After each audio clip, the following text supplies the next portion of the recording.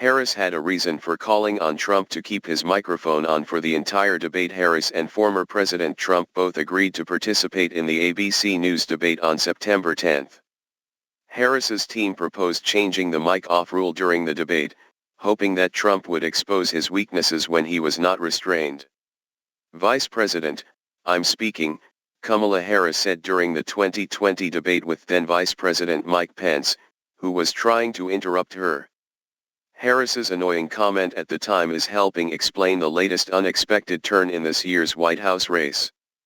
On the morning of August 26, Fallon, a spokesman for Harris's campaign, suggested that ABC change the rule, recording both candidates throughout the debate, instead of turning off their microphones alternately when one of them speaks.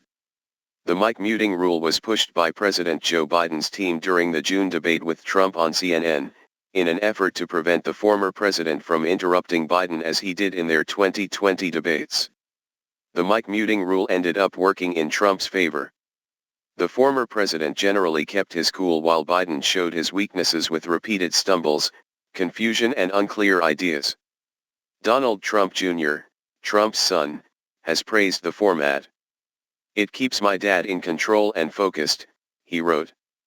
Republican candidate Donald Trump, left, at the debate in Atlanta on June 27 and Kamala Harris, then a senator, at the debate in Detroit in July 2019. Photo, AP. Republican candidate Donald Trump, left, at the debate in Atlanta on June 27 and Kamala Harris, then a senator, at the debate in Detroit in July 2019. Photo, AP. Harris appears to want Trump to have the opportunity to say whatever he wants at any point in the upcoming debate, so that he appears to the audience as unbridled.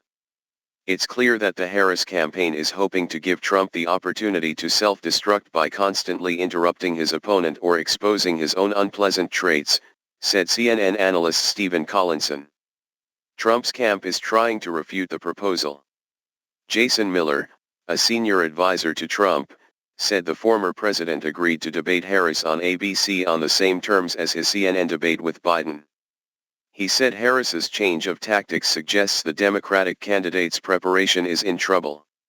Trump is taking the debate very seriously, as it could be his best chance to erode the momentum Harris's team has had since replacing Biden and especially after last week's Democratic convention in Chicago. The former president and his campaign also believe Harris is not ready for the pressure of answering policy questions and keeping up with an unpredictable opponent like Trump. Trump needs to debate. Harris needs to debate. They both want to prove themselves, said CNN political analyst Scott Jennings, a Republican. Having the mic open for the entire debate will test Trump's discipline at a time when strategists are urging him to focus on policy and abandon personal attacks to benefit the campaign, Collinson said.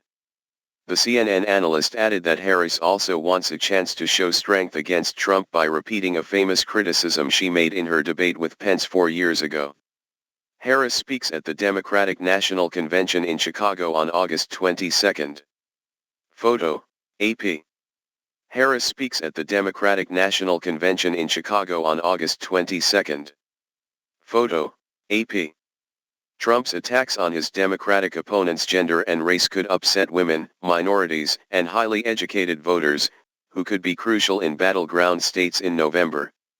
If Trump doesn't restrain himself and indulges in attacks and interruptions, the former president could help Harris's team solidify the picture they painted of him at the Democratic convention last week.